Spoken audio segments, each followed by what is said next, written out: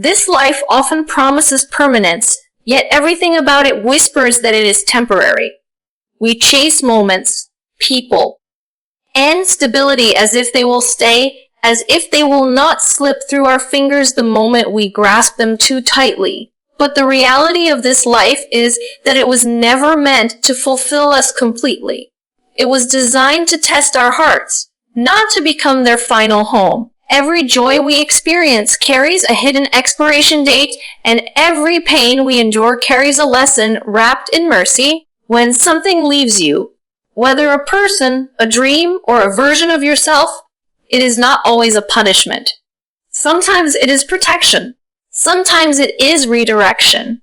Sometimes it is all a gently loosening your grip so your heart does not break by loving what was never meant to last. This world will exhaust you if you demand from it what only the hereafter can give.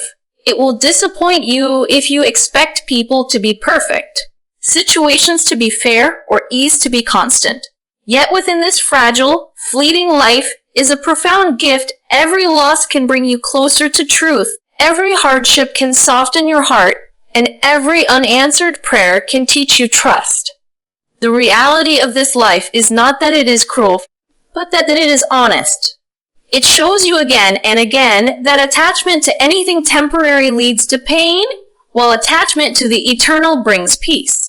When you stop asking this world to complete you, and instead let it guide you, test you, and humble you, you begin to live with lighter hands and a steadier heart.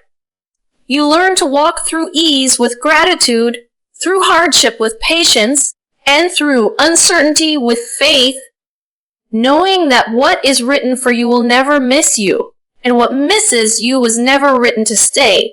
This life is temporary, and it was never meant to fully satisfy the heart. Yet so many of us live as if it should. We move through our days chasing a feeling of completion, telling ourselves that once we reach a certain milestone, once we are loved a certain way, once our pain finally leaves, then our hearts will be at rest. But rest does not live here in permanence.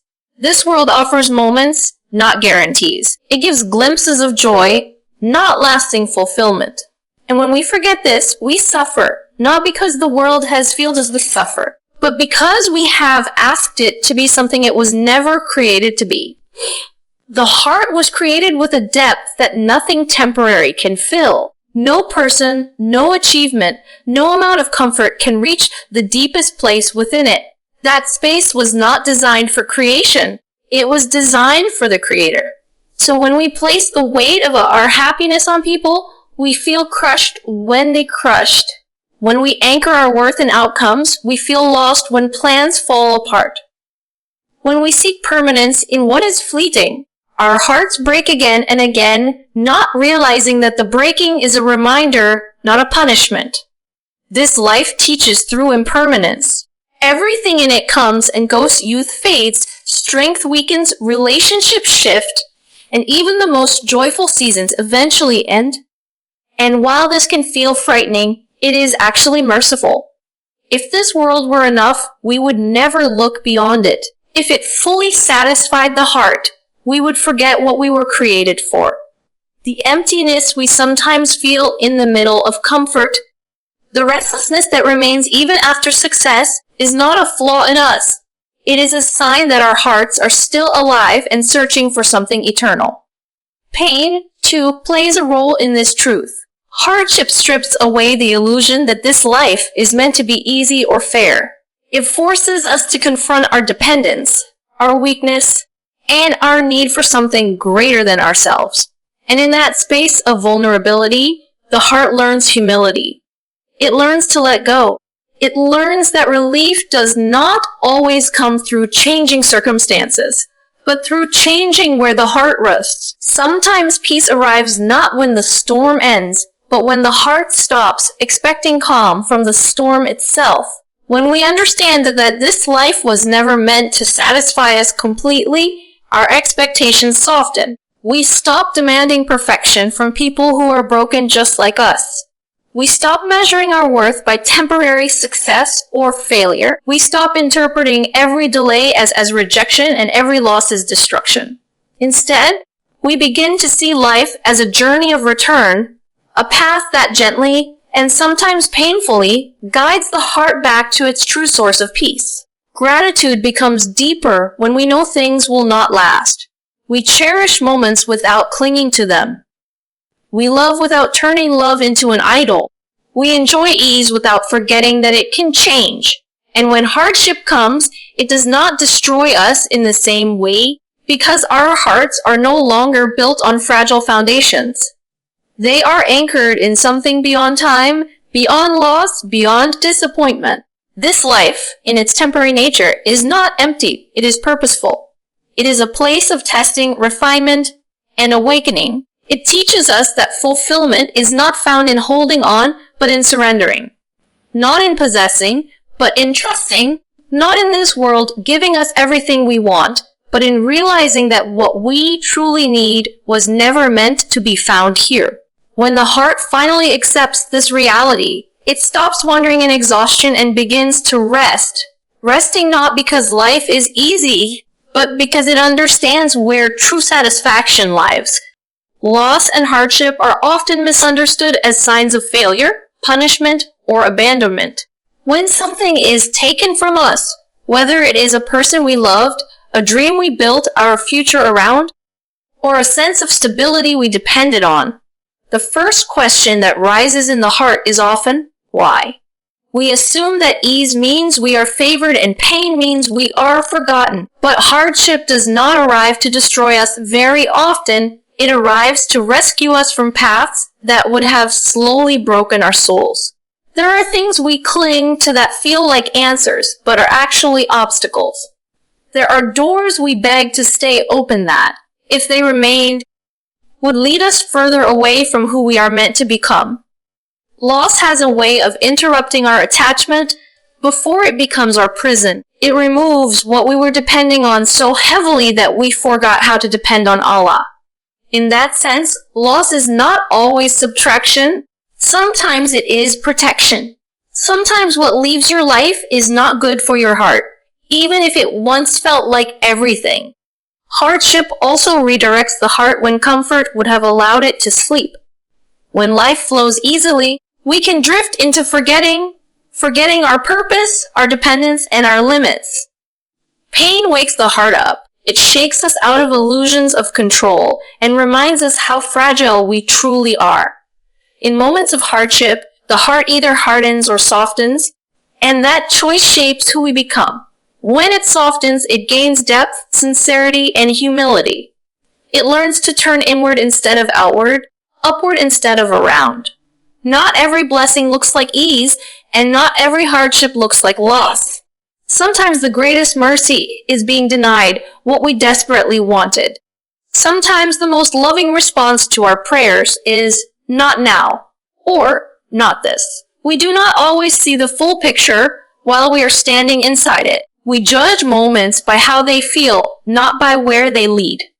But redirection often hurts because it requires us to walk away from what was familiar, even if what was familiar was quietly draining us. Loss clears space. It strips away distractions and false securities, leaving the heart exposed but honest. In that exposure, we meet ourselves more clearly. We discover strengths we did not know we had and weaknesses we were avoiding. We learn what truly matters and what we were holding onto out of fear rather than love. And though the pain may linger, it reshapes the heart into something more aware, more grounded, and more sincere. Hardship also teaches trust in a way ease never can. It asks the heart to believe without seeing, to hold on without understanding, and to move forward without guarantees. This kind of trust is not passive. It is an active surrender. It is choosing to believe that even now, especially now, there is wisdom unfolding beyond our limited sight. It is trusting that what was taken was not taken without reason, and what remains is enough for this stage of the journey. Over time, many people look back at their most painful moments and recognize them as turning points. They see how loss redirected their priorities, reshaped their values, and realigned their hearts. What once felt like an ending reveals itself as a beginning in disguise. not because the pain was small, but because the growth was profound. Loss and hardship do not mean you are unloved or unseen. They often mean you are being guided away from what could not last and toward what will not break you. When the heart learns to see pain through this lens, it does not erase the sorrow, but it gives it meaning. And in meaning, the heart finds the strength to keep moving, trusting that mercy sometimes arrives in the form of letting go. Attachment shapes the way we experience this life. What we hold onto tightly begins to hold power over our hearts. When we attach ourselves to what is fleeting, people, positions, outcomes, or versions of life we imagine should last, we unknowingly tie our peace to things that are constantly changing. And because change is the nature of this world, pain becomes almost inevitable. Not because love or ambition is wrong, but because the heart was never meant to rest on what cannot stay. The fleeting always carries an expiration date.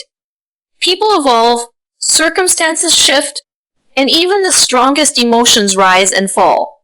When the heart forgets this reality, it begins to demand permanence from what was only meant to pass through.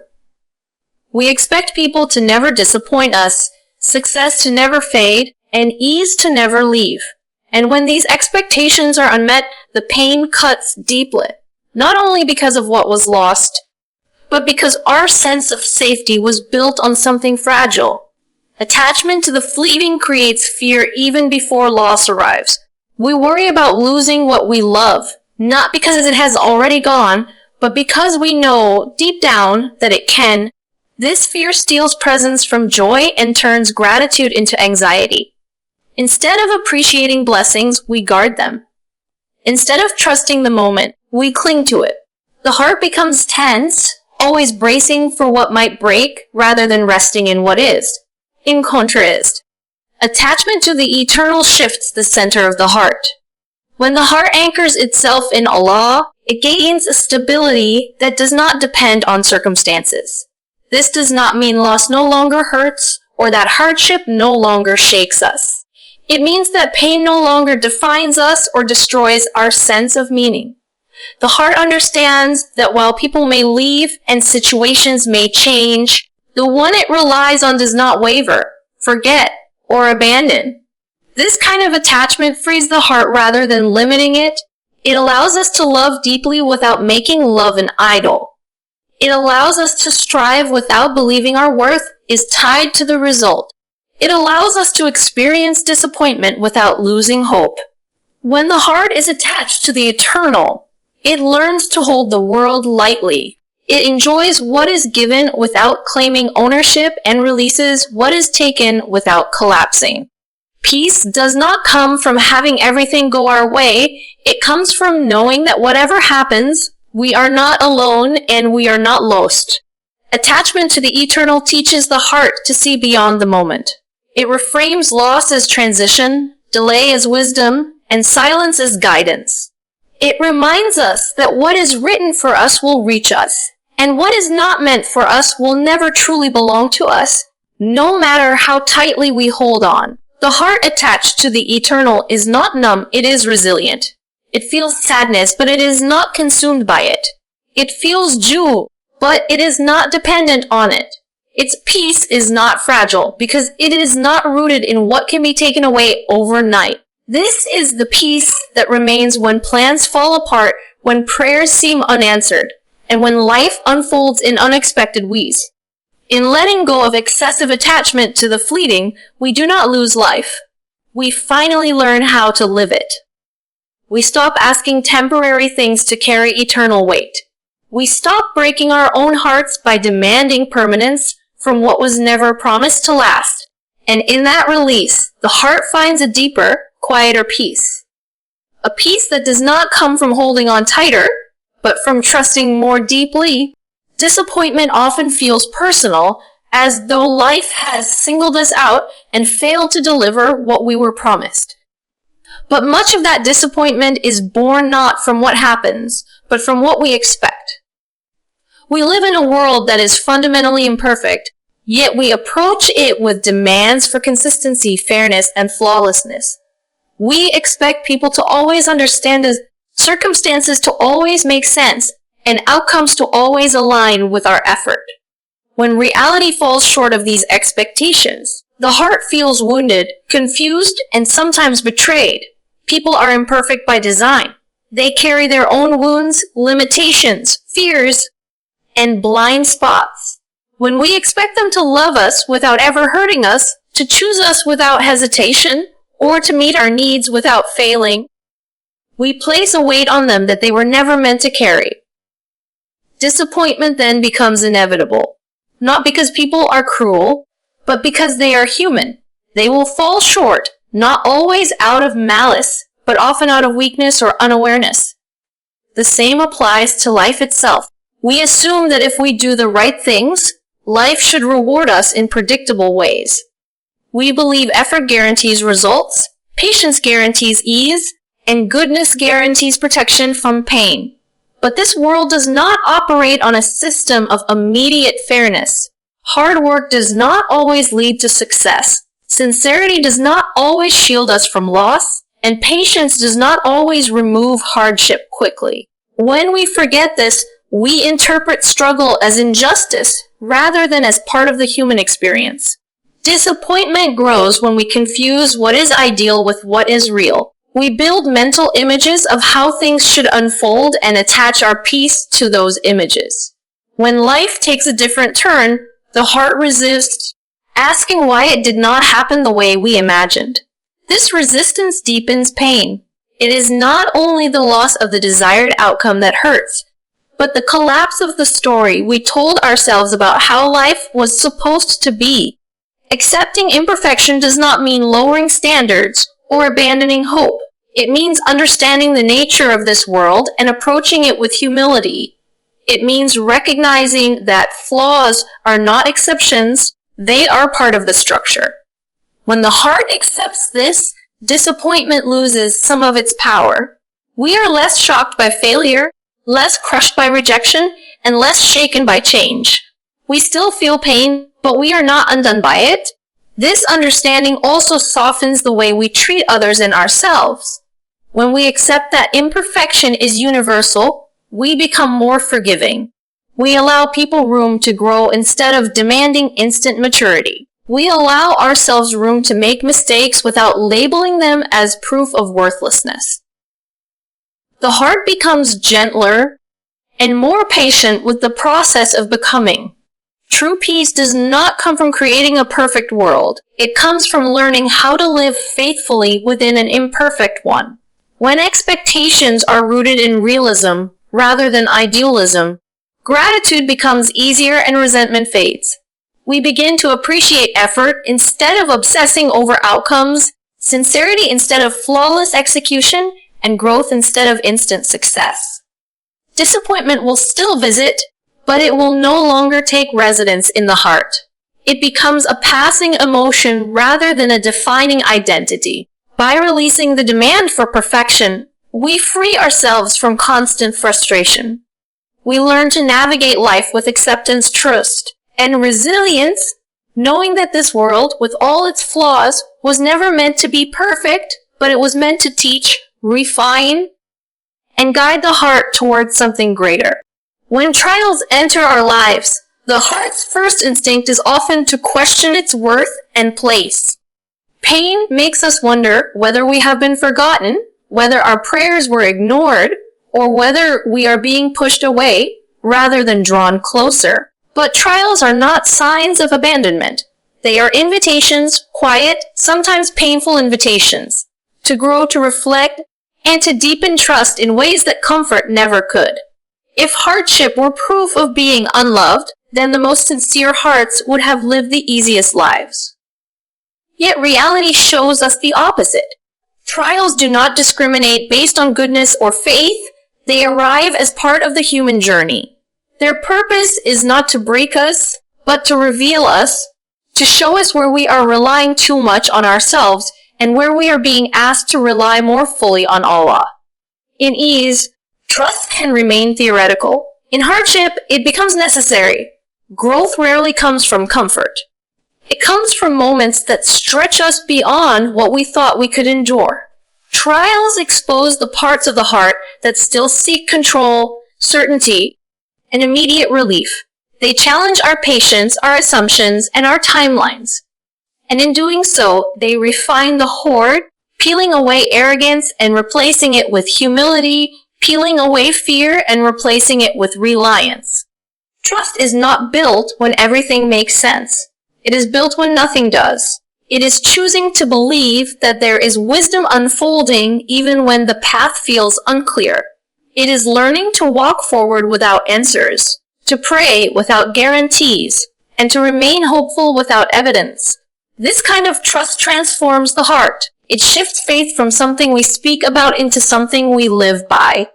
Trials also realign priorities. They strip away distractions and reveal what truly matters. When life slows down through pain, the heart is forced to confront itself. It becomes more aware of its needs, its attachments, and its intentions. What once seemed urgent loses importance, and what once seemed distant becomes central. In this way, hardship acts as a lens, bringing clarity where there was once noise. Being tested does not mean being unloved. Often, it means being prepared. Some lessons cannot be learned through ease, and some strengths cannot be developed without resistance. Trials build depth, resilience, and sincerity. They teach the heart how to stand even when support is removed, how to hope even when outcomes are uncertain, and how to surrender without giving up. There is also mercy hidden in the timing of trials. They come when the heart is capable of carrying them, even if it does not feel that way. And they leave behind gifts that are not always visible immediately, greater awareness, stronger faith, and a deeper connection to purpose. What feels like a burden in the moment often becomes a source of wisdom later. When the heart begins to see trials, it stops interpreting pain as rejection. It understands that being tested does not mean being distant from Allah. It often means being drawn closer. The prayers become more sincere, the reliance more honest, and the heart more awake. And even though the trial may not disappear right away, the heart is no longer alone within it. Trials are not meant to destroy belief, they are meant to strengthen it. They are not evidence of abandonment, but signs that growth is taking place beneath the surface. When the heart embraces this truth, it learns to endure with patience, to trust without certainty, and to move forward with quiet strength, knowing that every test carries the potential to shape a deeper, more resilient faith. True stability is not found in what we can see, touch, or control. It is not built on routines that never change, relationships that never shift, or plans that never fail. The world appears solid, but it is constantly moving beneath our feet. When the heart relies on it for safety and certainty, it lives in a state of quiet fear, afraid of loss, afraid of change, afraid of the unknown. This is why relying on the world can never offer lasting stability. It was never meant to. The heart seeks something firm, something dependable, something that does not waver when everything else does. When that reliance is placed on Allah, stability takes on a different meaning. It no longer depends on outcomes aligning perfectly or circumstances remaining kind. It becomes an inner steadiness that remains even when the outer world is chaotic. This kind of stability does not remove forwardship, it changes how the heart carries it. Relying on the world ties peace to conditions. If things go well, the heart feels safe. If they fall apart, the heart collapses. This conditional peace is fragile. A single loss can shake it, a single disappointment can unravel it. But when the heart relies on Allah, peace becomes anchored rather than borrowed. It is not given and taken by circumstance. It flows from trust in a wisdom greater than our understanding. This reliance does not mean passivity or detachment from effort. It means doing what we can while knowing that results are not ours to control. It means striving without desperation and waiting without despair. The heart learns to work diligently while remaining calm because its worth and safety are no longer tied to success or failure. It understands that what is meant to arrive will come, and what is meant to leave will do so without diminishing its value. When reliance shifts from the world to Allah, fear loosens its grip. The heart no longer panics at uncertainty because it trusts the one who knows what lies ahead. Delays no longer feel like rejection, and changes no longer feel like chaos. They become part of a larger plan that the heart may not fully see, but chooses to trust. This trust does not erase emotion, but it prevents emotion from ruling the heart. True stability also brings freedom. The heart is no longer enslaved by approval, recognition, or constant reassurance. It does not rise and fall with praise or criticism. It finds its grounding in something deeper than opinion or outcome. This freedom allows the heart to love without fear of losing itself, to give without fear of being depleted, and to endure without fear of being abandoned. Over time, this reliance reshapes the way life is experienced. Ease is met with gratitude instead of attachment, and hardship is met with patience instead of panic. The heart becomes flexible rather than rigid, rooted rather than reactive. It bends without breaking because it is anchored in something unshakable. True stability is not the absence of storms. It is knowing where to stand when they arrive. When the heart relies on Allah rather than the world, it stops searching for security in what is temporary and begins to rest in what is eternal. And in that reliance, the heart finds a quiet strength, one that holds it steady through change, loss, and uncertainty, reminding it that even when everything feels unstable, it is never truly alone.